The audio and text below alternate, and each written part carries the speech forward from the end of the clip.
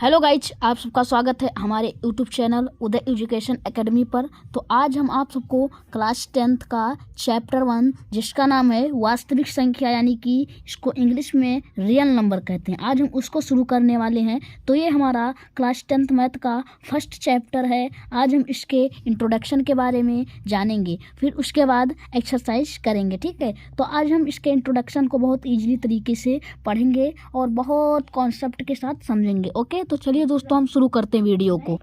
तो देखिए दोस्तों, ये जो फर्स्ट चैप्टर है यानी कि वास्तविक संख्या, इसको पढ़ने से पहले हमें संख्याओं के बारे में ये जानना ज़रूरी है। ठीक है, तो संख्याओं के बारे में जानना है। तो देखिए दोस्तों, जो हमारी संख्या होती है वह दो प्रकार की होती है। देखिए पहली कौन सी है, वास्तविक संख्या। वास्तविक संख्या इसको इंग्लिश में कहते हैं रियल नंबर। ठीक है, और यहाँ पर देखिए, यहाँ पर दूसरी संख्या है काल्पनिक संख्या। इसको इंग्लिश में कहते हैं इमेजिनरी नंबर। ठीक है, देखिए इमेजिन मतलब होता ही कल्पना, तो उसी से बना है इमेजिनरी और नंबर। ठीक है, अब देखिए ये तो हो गई हमारी दो संख्या, यानी कि जो संख्या होती है वह दो प्रकार की होती है, वास्तविक संख्या और काल्पनिक संख्या। अब देखिए, अब यहाँ पर हमें काल्पनिक संख्या को नहीं, यहाँ पर देखिए दोस्तों, ये जो काल्पनिक संख्या है वह क्लास आपको 11 में मिलेगा। ठीक है, 11 में मिलेगा। अब देखिए हमें यहाँ पर वास्तविक संख्याओं के बारे में पढ़ना है। तो चलिए दोस्तों, हम वास्तविक संख्या के बारे में जानते हैं। और देखिए अब वास्तविक संख्या में कितनी संख्याएं आती हैं। तो पहली है प्राकृत संख्या। अब प्राकृत संख्या क्या है? तो प्राकृत संख्या यानी कि 1 से लेकर अनंत तक की संख्याओं को प्राकृत संख्या कहते हैं। ठीक है, 1 से लेकर अनंत तक की संख्याओं को प्राकृत संख्या कहते हैं। अब देखिए इसके बाद में है पूर्ण संख्या। ठीक है, पूर्ण संख्या इसको इंग्लिश में कहते हैं होल नंबर। ठीक है, और ये प्राकृतिक संख्या को नेचुरल नंबर कहते हैं। तो अब हमें होल नंबर के बारे में जानना। तो होल नंबर किसे कहते हैं? तो देखिए दोस्तों, 0 से लेकर अनंत तक की संख्याओं को, यानी इसको इस प्रकार से भी कह सकते हैं, 0 से लेकर अनंत तक प्राकृतिक संख्याओं को पूर्ण संख्या कहते हैं। ओके, तो यहाँ पर हमने लिख दिया है 0 1 2 3 4 5, यहाँ पर कर लीजिए 2।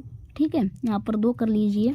तो 0 1 2 3 4 5 6 7 ऐसे अनंत तक। ठीक है, अब हमारी अगली संख्या जो वास्तविक संख्या में आती है वह है परमेय संख्या। इसको इंग्लिश में कहते हैं रेशनल नंबर। ओके, अब रेशनल नंबर यानी कि परमेय संख्या क्या होती है, तो उसको भी हम जान लेते हैं। तो देखिए दोस्तों, जो संख्याएं P अपान Q, अब P अपान Q का मतलब क्या है? जो संख्याएं भिन्न के रूप में होती हैं। ठीक है, भिन्न यानी कि P अपान Q यानी कि अंश और हर के रूप में होते। इसको ऐसे भी कह सकते हैं, जो संख्याएं अंश और हर के रूप में होती हैं और जहां Q नॉट इक्वल 0, जहां पर ये जो हर होता, यहाँ पर देखिए दोस्तों, यहाँ पर जैसे P अपान Q है, तो देखिए इसको कहते हैं अंश। ठीक है, और इसको कहते हैं हर। तो देखिए जो हर होता है, क्यों होता है, वह 0 नहीं होना चाहिए। अंश यानी कि P 0 हो सकता है। ठीक है, P 0 हो सकता है, लेकिन जो अंश यानी हर जो होता है वह 0 नहीं होना चाहिए। इसका मतलब यहाँ पर ये है कि जहाँ पर Q नॉट इक्वल 0, यानी कि जो Q हो वह 0 नहीं होना चाहिए, इसे परमेय संख्या कहते हैं। ठीक है, तो इसका उदाहरण हो गया 2/3 4/5 और 5/6। जितने भी भिन्न की संख्याएं हैं सब परमेय संख्या है। ठीक है, अब हमारी अगली संख्या है अपरमेय संख्या। अभी तक हमने कितनी संख्याएं पढ़ी? प्राकृतिक संख्या, पूर्ण संख्या, परमेय संख्या। अब आ गई अपरमेय संख्या। इसको इंग्लिश में कहते हैं इरेशनल नंबर। ठीक है, इसको इंग्लिश में क्या कहते हैं? Irrational number. अब अपरमेय संख्या किसे कहते हैं? तो देखिए यहाँ पर हमने लिखा है, जो संख्याओं को P अपान Q के रूप में नहीं लिखा जा सकता वह अपरमेय संख्या कहलाती है। जो संख्याओं को P अपान Q के रूप में लिखा जा सकता वह परमेय संख्या, जो संख्याओं को P अपान Q के रूप में यानी कि भिन्न के रूप में नहीं लिखा जा सकता वह अपरमेय संख्या कहलाता है। ठीक है, अब इसका उदाहरण हम देख लेते हैं।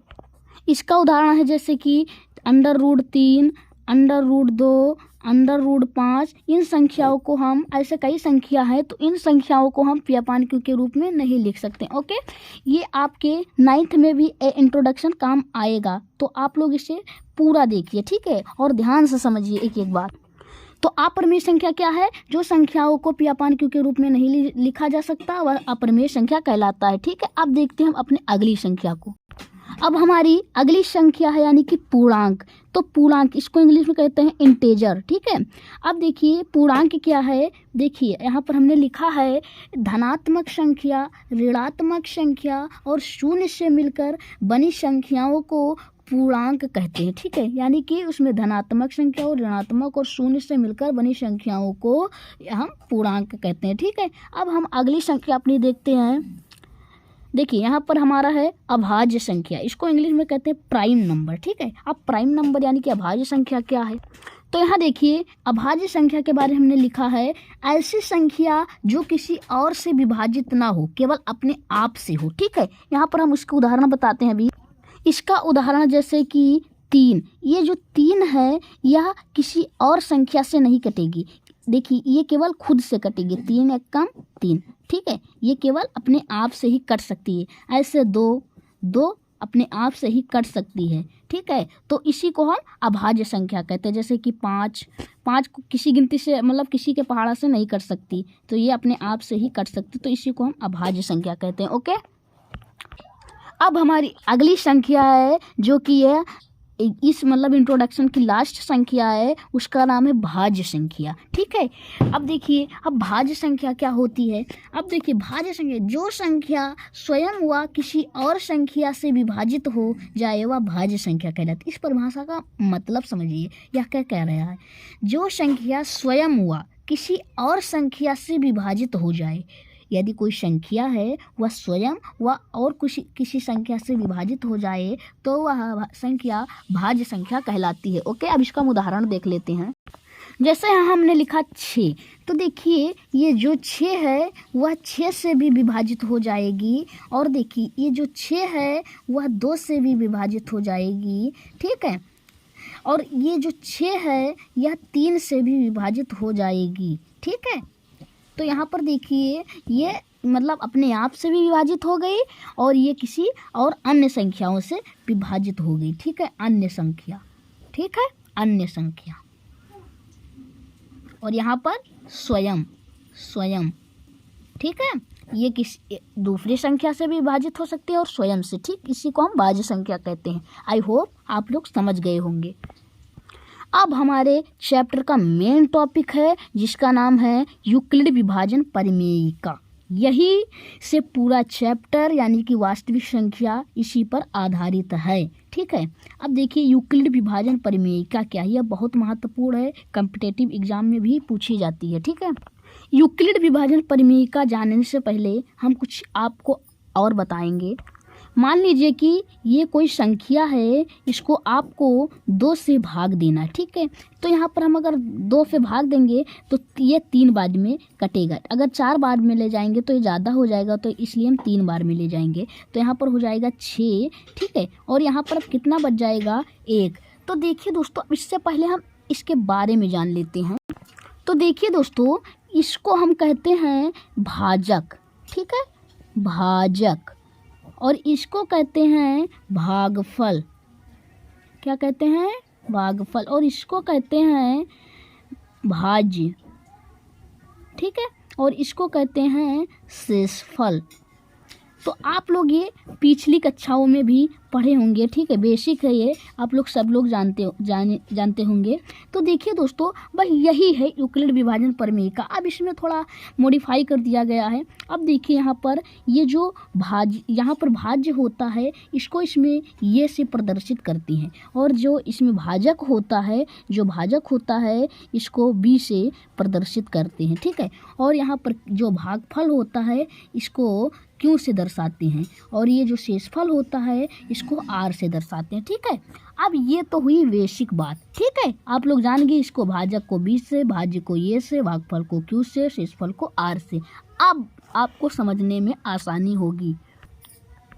अब देखिए यहाँ पर यूक्लिड विभाजन परिमेयिका क्या है, यहाँ पर दिया है दिए गए 2 धनात्मक पूर्णांक ए और बी के लिए। अब यहाँ तक आपको क्या समझ आया, यानी कि इसमें 2 धनात्मक पूर्णांक ए और बी के लिए, यानी कि जो ये यूक्लिड विभाजन परिमेयिका होगी वह 2 धनात्मक पूर्णांक के बीच में होगी। यहाँ पर देखिए यहाँ पर हमने जो यानी कि 2 और 7 लिया था, ये 2 धनात्मक पूर्णांक, इन्हीं के बीच ये सब जो मतलब विभाजन हुआ और जो भाग दिया गया, इन्हीं 2 संख्या धनात्मक संख्याओं के बीच हुआ है। ठीक है, तो यही कह रहा है जो यूक्लिड विभाजन प्रमेय का है। क्या कह रहा है, दिए गए 2 धनात्मक पूर्णांक ए और बी के लिए, ठीक है, ऐसी अद्वितीय पूर्ण संख्या क्यू और आर विद्यमान है। ठीक है,